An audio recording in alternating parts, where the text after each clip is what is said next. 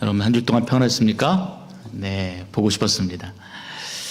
기도해 주셔서 잘 마치고 또 건강하게 잘 돌아왔는데요. 앉아서 보니까 제가 눈을 감으면 자꾸 잠이 올라 그래서 눈을 부릅뜨고 찬양을 했습니다. 나가서 막상 이제 보니까 그냥 이게 한글 학교 교장들만의 그런 문제가 아니라 이게 민족적인 자부심을 새롭게 다지는 일이구나 하는 것들을 좀 배우게 되고 좀 많이 느끼고 돌아오는 시간이 되었습니다. 전 세계 한인들이 몇 명이나 있는지 여러분 아십니까? 이제 통계로 보면은요, 181개국에 한인들이 흩어져 있고요. 그리고 780만 명의 재외동포가 있습니다. 굉장히 많지요. 그래서 남북한 그리고 재외동포까지 합하면은 우리 민족이 약 8천만 명이 되는 겁니다. 그러니까 굉장히 큰 민족이에요. 한글학교 교사는요, 전 세계에 15,000명이 있습니다. 굉장히 많지요. 그래서 이스라엘 총리가 깜짝 놀랐다 그래요. 자신들도 민족성이 있다고 생각하는데 이처럼 한글학교, 그러니까 민족의 자부심을 좀 일으키는 일을 위해서 15,000명 이상 되는 사람들이 자원봉사자로 있다 하는 사실에 굉장히 놀랐다고 합니다. 그런 것 같아요. 우리가 멀리 나와 있지만 늘 아리랑 부르고 태극기 부르면 가슴이 뭉클한 것처럼 우리의 뿌리는 여전히 한국에 다 있습니다. 그래서 우리 자녀들에게도 어떻게 이것을 가리키고 또 우리가 어떻게 믿음의 유산들을 잘 전달할까 하는 것이 저와 여러분의 큰 숙제가 아닌가 우리가 생각하게 됩니다. 자, 우리 오늘은 우리 야곱 이야기의 마지막 시간이기도 하지만 그 야곱 이야기 속에 담겨진 요셉의 이야기를 여러분과 좀 나누고자 합니다. 굉장히 긴 이 장수들이 창세기에서 야곱을 설명하고 있는데 그 사이에 요셉의 이야기를 굉장히 많은 분량을 다루고 있습니다. 지난 시간 우리가 살펴본 것처럼 야곱은 175년을 살았던 아브라함이나 180년을 살았던 이삭에 비하면은 상당히 짧은 147세를 살게 됩니다. 바로에게 자신은 험악한 세월을 보냈다라고 고백했던 것처럼 정말 파란만장한 삶, 죽을 때까지도 결코 편하지 못한 그런 삶을 살았던 사람이 야곱입니다. 그래서 어쩌면은 늘 빠르게 돌아가는 야곱의 잔머리는 그 험한 세월을 살기 위한 최소한의 몸부림이 아니었나 하는 생각마저 들 정도입니다. 가장 사랑했던 아내를 잃어버립니다. 인생을 정리하는 그 시간에. 그리고 가장 사랑했던 아들마저도 잃어버립니다. 그리고 눈물의 세월을 보내게 됩니다. 이게 야곱의 마지막 모습이었어요. 그리고 그렇게 굴곡이 많은 인생이 또 시간이 흘러서 이제 정말 세상에 있는 그 눈을 감아야 되는 그 시간이 도래한 겁니다. 우리에게도 죽음이 많이 남은 것 같지만 어느 순간 죽음이 내 눈앞에 와 있고 또 때로는 우리가 예측하지 못한 때에 죽음이라는 어두운 그림자를 우리가 만나게 됩니다. 그래서 우리가 이 야곱과 요셉의 삶을 통해서 우리의 인생이 어떻게 그 죽음을 준비하고 그 마지막 때를 준비하며 살아가고 있는지 우리가 살펴보고자 하는 것입니다. 여러분이 마지막 순간이 다가온다면은 여러분은 무엇을 준비하시겠습니까? 뭐 유언장도 준비할 수 있고 내가 무엇인가 미비된 것들이 있다면은 그것들을 마무리하는 시간들도 굉장히 중요하겠지만 정말 우리가 하나님 앞에서 그리고 믿음을 가진 자로서 준비해야 될 것이 무엇이라고 생각하십니까? 마지막 순간을 맞이하는 야곱이 했던 일이 여러분 무엇이라고 생각하십니까? 늙고 병들었습니다. 육신은 지쳐 있습니다. 할 수 있는 것이 아무것도 없어요. 그런데 야곱이 잊지 않고 했던 일이 있습니다. 그것이 바로 자녀들을 일일이 불러서 그 자녀들을 믿음으로 축복하고 하나님께 이 자녀들을 맡겨드린 일들입니다. 어쩌면은 야곱이 치매가 들렸을지도 모르는데 그 치매 속에서도 자녀를 축복하는 것을 잊지를 않았던 것입니다. 여러분이 아는 것처럼 야곱은 네 아내로부터 12명의 아들을 낳았습니다. 딸들도 물론 있었겠죠. 근데 성경은 아들의 이름들을 기록하고 있어요. 근데 그 아들들을 하나하나 불러서 일일이 그들의 삶을 축복하고 하나님 앞에 이들을 온전히 맡겨드림으로 인생을 마무리하고 있습니다. 이번에 54명의 교장님들이 함께 연수를 받았는데 한 분 한 분 이제 알게 되면서 그 깜짝 놀랐던 것은 대부분의 사람들이 목사님이고 선교사님이셨어요. 밥 먹을 때 되면은 다 같이 기도하고요.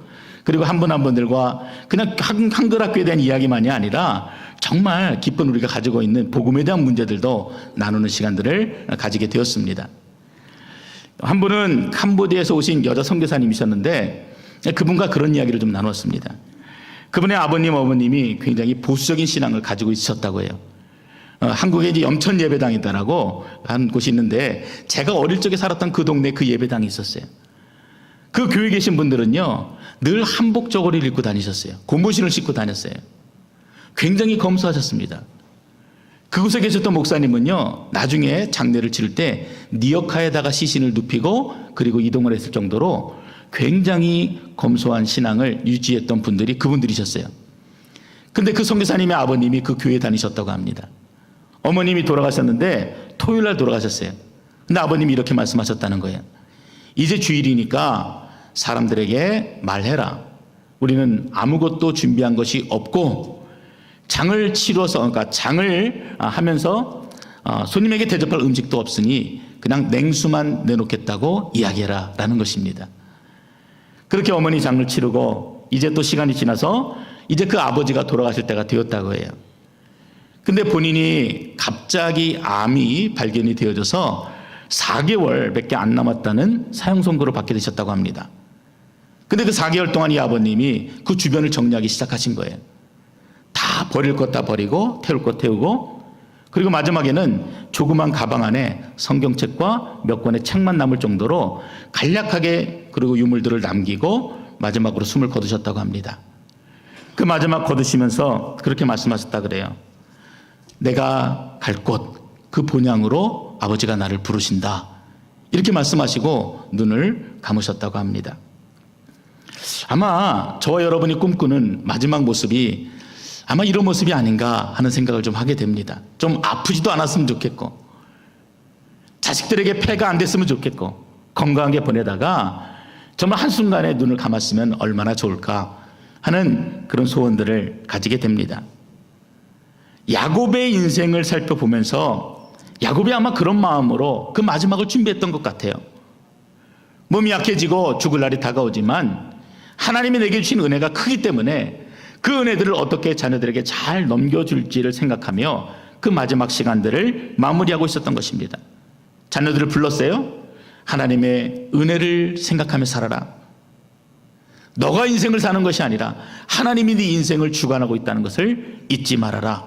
일일이 축복하며 자녀들과 마지막 시간을 보내고 있습니다. 근데 이 내용들을 그 앞에서부터 살펴보면은 이 야곱은 먼저 태어난 장자의 순서대로 자녀들을 축복했던 것이 아니라 자신이 가장 사랑하는 아내 라헬에게서 얻은 두 아들 요셉과 베냐민을 먼저 부릅니다. 그리고 나서 요셉은 그 아들들 베냐민의 아들들 요셉의 아들들을 무릎에 앉히고 입을 맞춥니다. 축복해 주는 것이 얼마나 귀엽고 사랑스러운 손주들입니까? 비록 본인은 험악하고 아주 행복하지 못한 삶을 살았다 할지라도 그 마지막 시간을 보내면서 하나님 앞에 정말 감사의 눈물을 흘렸을 것입니다. 하나님, 이것이 은혜였군요. 내게 보내신 이 시간들이 나에게 큰 은혜가 되었군요. 그래서 마음으로 아들들을 축복하고 마음으로 손주들을 축복하고 그리고 첩을 통해서 얻은 아들들을 축복하고 그리고 마지막에 라헬을 통해 얻은 아들들을 축복해 주었습니다. 그런데 특이한 점은 일방적인 축복의 내용이 아니었다라는 것입니다. 좋은 이야기만 한 것이 아니었어요.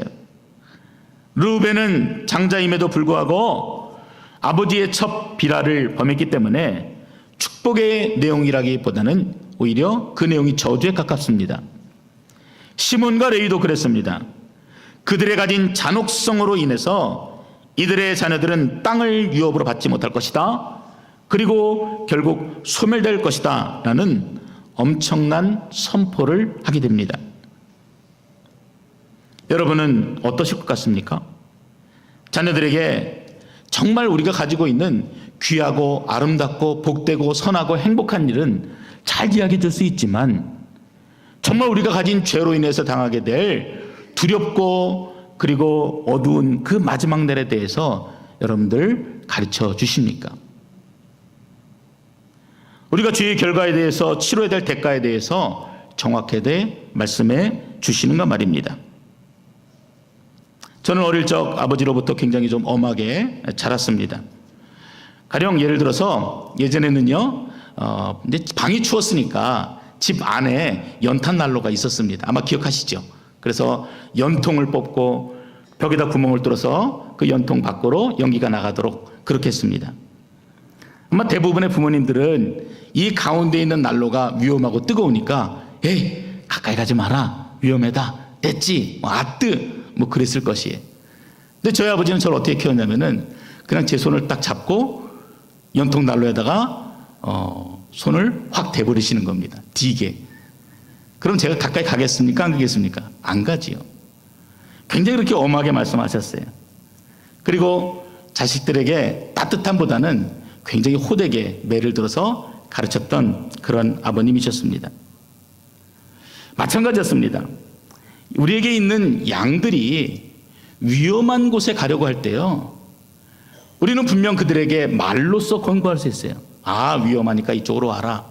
그러나 때로는 말로 안 될 때는 막대기를 사용해서 엄하게 가르치기도 합니다. 아마 야곱의 마음이 그랬던 것 같아요. 사랑하는 자녀, 하나님께서 복을 주셨던, 내게 주셨던 자녀들에게 축복이 되는 행복한 이야기, 복된 이야기 해줄 수도 있지만 이들에게 엄한 경고를 함으로 하나님을 늘 기억하고 두려운 하나님으로, 심판 하나님으로 생각하며 경계할 수 있도록 그렇게 자녀들에게 권면하였던 것입니다. 그리고 시간이 되어서 요셉의 순서가 되었습니다. 순서로 보면 11번째 아들이지만 요셉은 사랑하는 아내 라헬이 낳은 아들 중에 하나이고, 그래서 야곱이 유난히 사랑했던 아들입니다. 그래서 야곱에게 빌어준 축복이 가장 길고 그리고 복잡하게 기록되어져 있습니다. 오늘 우리가 두 가지 살펴볼 텐데요, 그 야곱이 이 사랑하는 아들 요셉을 축복하는 첫 번째 메시지는 22절에 나와 있습니다. 샘 곁에 무성한 나뭇가지가 될 것이다. 이것이 첫 번째 축복의 메시지였습니다. 우리 한번 읽어봅니다. 22절입니다. 요셉은 무성한 가지 곧 샘 곁에 무성한 가지라. 그 가지가 담을 넘었도다. 끝없이 맑은 물이 솟아나는 샘 곁에 서 있는 잎이 무성하고 푸르른 나무를 여러분 그려보시기 바랍니다. 충분히 우리는 그려볼 수 있어요. 경험이 되었기 때문에 그렇습니다. 근데 이것은 이스라엘에서는요, 굉장히 보기 드문 풍경입니다. 물이 충분하지 않기 때문에 그렇습니다. 그런데 어떤 한 나무가 샘 곁에 있어서 늘 물로부터 영양분을 충분히 공급받고 다른 것에 의지하지 않고도 그 나무가 가지를 뻗고 잎사귀를 풍성하게 맺습니다. 새들이 와서 머물다 가고, 그리고 그 나무는 풍성해져서 열매를 거두게 됩니다. 이것이 바로 성경이 그리고 있는 요셉의 모습입니다. 우리는 상상해도 그 나무가 얼마나 생명력이 충분히 넘치는지를 느낄 수가 있습니다. 근데 이 본문을 우리가 원문에 있는 내용을 좀 더 깊이 살펴보면은 그 내용이 단지 그냥 가지만 무성한 나무가 아니라 결실이 풍성한 나무로 함께 기록되고 있다는 것입니다. 굉장히 강조하는 형식으로 되어 있습니다. 그래서 결국 야곱의 축복은 결실로 가득한 가지가 되어라. 샘 곁에 심기는 무성한 가지가 되라. 이것이 바로 야곱이 요셉에게 주었던 첫 번째 축복이자 예언의 메시지였던 것입니다. 여러분, 제 이름은 주식입니다. 어릴 때부터 친구들이 놀려서요, 참 듣기 싫었던 이름이었습니다. 선생님들도 첫 시간이 되면 출석부의 이름을 딱 부르고 나서 오늘 주식값은 어때? 이러면은 친구들 앞에서 제가 부끄러워가지고요, 늘 숨고 뒤로 물러났던 기억이 있습니다. 근데 부모가 자식의 이름을 지어줄 때는요, 부모의 소망이 그 이름에 담기게 됩니다. 제 이름을 한문으로 하면은 물가주의 심을 식자입니다. 그래서 오늘 본문의 표현대로 한다면은 샘 곁에 무성한 나무가 되라는 의미로 주식이라는 이름을 지어주신 것입니다. 물론 이러한 복음적인 의미를 알고 부모님이 지으신 것은 아니었지만 제가 신학을 하고 제 이름을 다시 복음으로 다시 한번 해석하고 나서 제 이름을 좋아하게 되었습니다. 그렇다면 야곱이 너무나 사랑하는 요셉에게 야곱이 기대했던 바는 무엇이겠습니까? 사실 여러분도 아시는 것처럼 야곱, 우리가 5주 동안 살펴보면서 어떤 단어가 여러분 기억나십니까? 야곱 하면은 연단, 이 단어가 우리 머리에 떠오르게 됩니다. 요셉은 어떻습니까? 요셉도 만만치가 않아요. 고통이라고 하는 단어가 요셉 하면 떠오르게 됩니다. 그래서 토머스라고 하는 학자가 말하기를 요셉은 라헬의 첫 번째 아들이었다. 그의 어린 시절에 대해서는 기록된 것이 아무것도 없고 37장에서야 갑자기 17소년으로 나타난다. 뭐 이야기가 이래요. 하나님 복 주신 아들이라면은 그 유년 시절에 얼마나 큰 복을 누렸는지가 나와야 되는데 그런 이야기가 없어요. 그리고 더 재밌는 것은 37장에서 등장하는 이 요셉의 내용은요, 야곱이 요셉을 편애한 이야기. 그래서 형들이 이 채색 옷을 입은 요셉을 시기하는 이야기, 형들의 미움을 받아서 죽임을 당할 뻔한 이야기, 그리고 상인들에게 팔려가 버리는 이런 이야기들로 기록되어져 있습니다. 고통의 시간들이에요. 평탄하지 못했어요.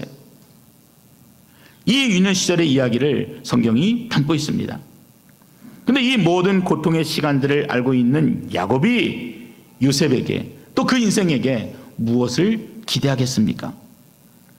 자녀의 부귀 영화, 우리 아들이 잘 되어서 돈도 많이 벌고 좋은 집에 살고 그리고 자녀들도 많이 낳는 이런 복된 삶을 기대했겠습니까? 아마 그러지 않았을 것이, 자신들이 너무나 어려운 시간들을 겪었고 우리 아들도 너무나 고통스러운 시간들을 보냈기 때문에 내 사랑하는 아들만은, 내 사랑하는 이 아들 요셉만은 하나님을 잃어버리지 않기를 간절히 바라는 그 마음이 있었던 것입니다. 아들아, 네가 겪고 있는 이 시간들이 결코 너 혼자 견디는 시간들이 아니야. 하나님이 네 인생을 붙들어 주셨던 시간들이고, 너는 힘들어 눈물을 흘릴지라도 그 시간은 하나님이 함께하는 시간이었다. 그것을 바로 야곱이 가르쳐 주고 싶었던 것입니다. 하나님이 너와 함께 하신다. 하나님이 영원토록 함께 할 것이다. 하나님이 지금도 네 인생을 강하게 붙들고 계시다. 그 이야기를 가르쳐 주면서 너가 바로 샘 곁에 심겨진 나무다라는 메시지를 전하고 있는 것입니다. 저는 여러분의 인생이 영원히 메마르지 않는 그 생수와 같은 주님 곁에 늘 심겨지는 인생이 되시기를 주님의 이름으로 축원드립니다. 그런데 그것보다 더 좋은 건 뭔지 아세요? 내가 그것을 늘 기억하고 있는 것입니다. 축복하는 것은 너무나 쉽지만 내가 그 은혜를 잊지 않는 것은요, 결코 쉽지 않습니다. 그렇군요. 하나님, 제가 고통 가운데 있어도 제가 물 곁에 심겨진 사람이군요. 하나님, 지금 제 눈에 눈물이 흐릅니다.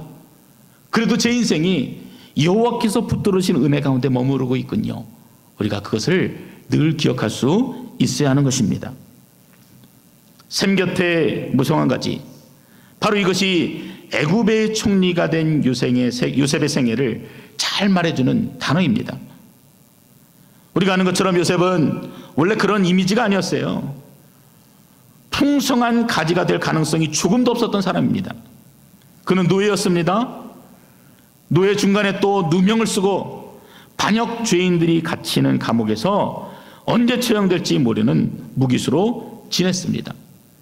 무엇인가 희망을 찾을 수 있는 것이 아무것도 없었어요. 무성한 가지가 될 수 있는 가능성이 아무것도 없습니다. 여러분, 노예에게서 무엇을 기대하겠어요? 감옥의 무기수가 어떻게 대제국의 총리가 될 수 있겠습니까? 밤새워 노력해도 될 수가 없는 일이고, 아버지 집에서 아무리 좋은 교육과 사랑을 받고 자랐더라도 그것은 불가능한 일입니다. 그런데 하나님이 그 인생을 붙들어 주셔서 전혀 기대할 수 없었던 그의 인생이 무성한 나뭇가지가 되어졌던 것입니다. 아무것도 기대할 수 없었던 그 인생이 풍성한 잎사귀를 맺고 열매를 맺는 복된 인생이 되어진 것입니다. 그래서 말하고 있는 것이에요. 아들아, 너의 인생이 너의 힘으로 된 것이 아니다, 너의 지혜로 된 것이 아니라 바로 여호와의 은혜로 된 것이다 라고 하는 것을 그 마지막 순간에 아들에게 전하여 주고 있는 것입니다. 오늘 우리도 인생을 살면서 물어야 할 것이 바로 이것입니다. 나의 인생이 중반부를 달리고 있습니까? 나의 인생이 이제 정리해야 될 후반부를 살고 있습니까? 그렇다면 여러분들이 더 진지하고 더 깊게 물어봐야 될 것이 있습니다. 과연 내 인생의 뿌리가 어디에 닿아 있는가? 나의 소망이 어디에 머무르고 있는가? 내 인생에서 가장 중요한 일이 무엇인가? 이 진지한 질문들을 우리 스스로에게 물어야 합니다. 요셉에게 물었다면 그 대답은 바로 이것이었을 것입니다. 하나님 앞에 단단히 서는 것, 그 뿌리를 샘의 근원 되시는 여호와께 내리는 것, 그리고 흔들리지 않는 것. 그래서 하나님과 다스리심과 통치하심을 마음에 깊게 새기고 살아가는 것, 그것이 나의 유일한 인생의 목표이고, 그리고 내가 추구해야 될 가장 중요한 가치다, 이렇게 대답하지 않겠어요? 자신의 인생은 분명 고난으로 가득 찬 인생이지만 그 인생 전체를 뿌리째 흔드는 일이 부딪혀 와도 그는 결코 여호와 하나님을 떠날 수가 없었던 것입니다. 그 은혜의 선곁을 떠나지 않았어요. 왜요? 그 하나님을 절대적으로 신뢰했기 때문입니다. 2년 6개월 동안 북한에 억류되어 있다가 풀려난 이면수 목사님의 소식을 여러분도 들으셨으리라고 생각합니다. 그분이 이제 캐나다에 도착한 다음 날이 주일이었는데 교회에 가셨어요. 그리고 교인들에게 한 30분 정도 소감을 나누어 주셨습니다. 근데 이런 말씀을 하셨어요. 처음엔 사형이 구형됐지만 재판에서 무기노동교화형을 선고받은 것은 신의 은총이었고 나에게 큰 평화를 주었습니다.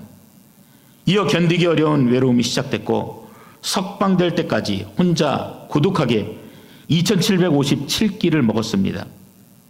억류 기간 동안 북한에 관한 100권의 책을 읽으며 70년 역사의 북한을 깊이 이해하기 시작했습니다. 감옥에서도 영어와 한글로 된 성경을 5번이나 읽고 700개의 성경 구절을 메모했으며 130일의 주일을 혼자 기도했습니다. 어쩌면은 하나님의 일을 한다고 했던 내 인생이 이처럼 비참하게 끝나는 것에 대해서 불평하고 오히려 포기하는 마음이 있었을 텐데 그렇게 살지 않으셨다는 것이, 이 순간에도 나를 붙드시는 하나님의 은혜를 분명하게 깨닫고 지금 나에게 최선이 무엇인가를 늘 생각하며 하나님의 은혜 앞에 머무르는 시간들을 가지신 것입니다. 겨울에는 꽁꽁 언 석탄을 쪼개는 작업을 하고 또 봄과 찌는 더위의 여름에도 야외에서 하루에 8시간을 일했지만 하나님 곁에 머물렀기 때문에, 그리고 그 뿌리가 늘 여호와로 인해서 공급을 받았기 때문에 넉넉히 견디고 이겨낼 수가 있었던 것입니다. 여러분, 이 말을 다시 말하면요, 우리가 걸어가는 그 길이 때로는 굽어 보여요. 나는 직선으로 가고 싶은데 그 길이 막혀 있을 때가 있습니다. 나는 바로 가고 싶은데 돌아갈 때가 있어요. 때로는 문제가 어렵고 벅찰 때가 있습니다.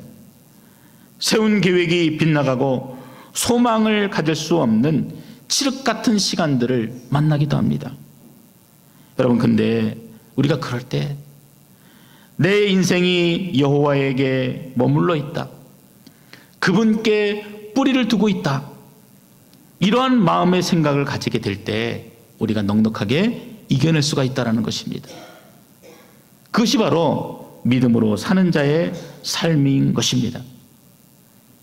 23절과 24절의 말씀을 제가 좀 다른 버전의 성경으로 읽어드리겠습니다. 그 원수들이 무섭게 그를 공격하며 활을 쏘고 추적하지만 오히려 그의 활이 견고하며 그의 팔에 힘이 있으니 이스라엘의 반석이시며 목자가 되시는 야곱의 전능하신 하나님의 능력 때문이라. 이렇게 당당하게 외치는 것이 어려운 일이 없을 것이다 그러지 않아요. 어려운 일이 분명히 있다.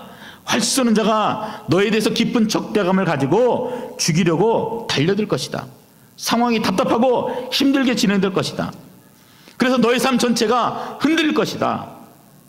근데 그것으로 끝나는 것이 아니라 그러나 요셉의 활은 어떻게 해요? 도리어 굳세고 그의 팔은 어때요? 힘이 있으며 그 믿음이 흔들리지 않고 견고히 서서 유연하게 대처할 것이다 라고 축복하는 것입니다. 저는 이 내용도 중요하지만 여기에 담겨진 뒷부분의 내용이 더 마음을 울렸습니다.